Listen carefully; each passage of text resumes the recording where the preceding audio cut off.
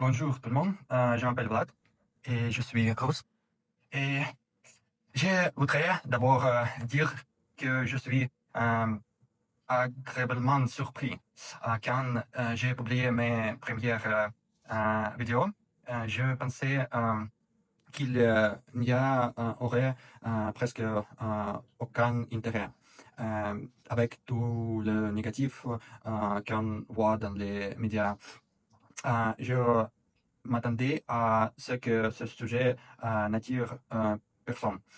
Mais vous avez été nombreux à laisser des commentaires, des messages de soutien et des questions très intelligentes et merci beaucoup. Donc, et ça m'encourage vraiment à continuer.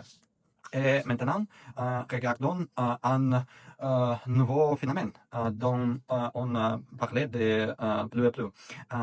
Depuis quelque temps, euh, 2 années ou 3 années, on voit arriver en Russie un groupe assez particulier d'expatriés occidentaux, des Français, des Irlandais, des Anglais, parfois même des Américains. Ils déménagent à Moscou grâce au visa des valeurs traditionnelles. Un visa apparu après le début du conflit en Ukraine et qui permet à un citoyen occidental de rester longtemps en Russie en déclarant simplement qu'il partage ses valeurs. Donc, et sur YouTube, ces nouveaux expats sont partout. Et ils montrent souvent la même image des rues propres et un métro futuriste et des restaurants modernes de Moscou et des voitures comme voitures voitures luxueuses et il faut le dire, des femmes très élégantes. Et le message est simple. Donc, regardez comme Moscou est incroyable. Et il faut être honnête. Oui, Moscou est réellement l'une des villes les plus sûres et le plus moderne d'Europe. Si vous n'avez aucun problème avec l'été et que vous vivez une vie ordinaire. On ne vous vole pas dans les rues, le service est très efficace et l'infrastructure est très impressionnante. Mais il y a un point important. La plupart de ces expatriés vivant dans une bulle. Ils vivent presque tout au centre de Moscou. Et rarement alors. Et Moscou, ce n'est pas la Russie. C'est un pays dans le pays. Même si Paris et France, c'est un pays. Donc, la différence entre Moscou et le reste du pays, Russie, est plus grande que la différence entre Paris et la province française. Donc, ce qu'il montre n'est pas faux, mais, c'est une version très spécifique, très premium de la vie en Russie.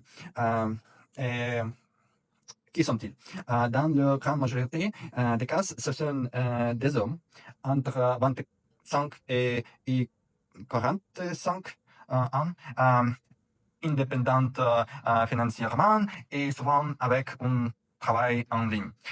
Ils viennent pour la sécurité, pour une fiscalité plus douce et pour un coût de la vie raisonnable.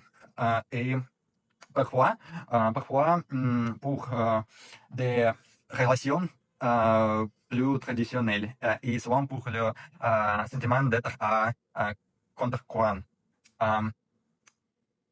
Donc, et même s'ils ne travaillent pas pour l'État russe, leur contenu sert quand même de soft power, parce que montrer une Russe propre, moderne et calme a un effet très puissant sur l'opinion publique à l'étranger.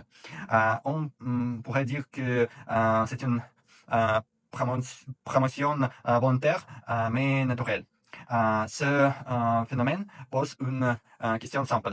Est-ce que on voit la réalité ou seulement une petite partie très confortable de la réalité? Et surtout, euh, qu'est-ce que cela dit sur la manière dont on se représente les pays aujourd'hui? Parce que, au final, l'image d'un pays dépend beaucoup de la personne qui tient la caméra. Et voilà pour ce sujet. Euh, et je suis curieux de savoir ce que vous en pensez. Et avez-vous déjà vu ces champs? Et est-ce que ce phénomène vous surprend? Et partagez vos avis en commentaire. Euh, je lis tout. Et pour finir, j'ai lancé un petit portal qui s'appelle Two Nations pour créer un espace de compréhension entre la Russie et les pays occidentaux. Et donc, je vais le remplir petit à petit.